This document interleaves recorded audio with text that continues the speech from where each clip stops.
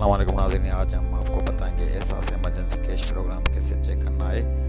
उसकी लिंक इसके डिस्क्रिप्शन में मौजूद है। इस वीडियो के डिस्क्रिप्शन में आप वहां जाकर इंटर करेंगे तो आपको ये आ जाएगा। शनाख्ती कार्ड नंबर इंटर करना है, उसके बाद स्कैन कोड इंटर करना है। और प्लीज़ मेरे चैनल को सब्सक्राइब करें। मेरे चैनल पर तुरंत सब्सक्राइब करना है। यहाँ शनाख्ती कार्ड नंबर के बाद स्कैन कोड इंटर करना है। प्लीज़ मेरे चैनल को सब्सक्राइब करें। मेरे बहुत कम है सब्सक्राइबर।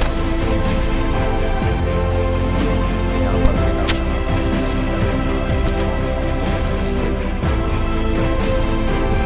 ये है आप जिसका है तो उसको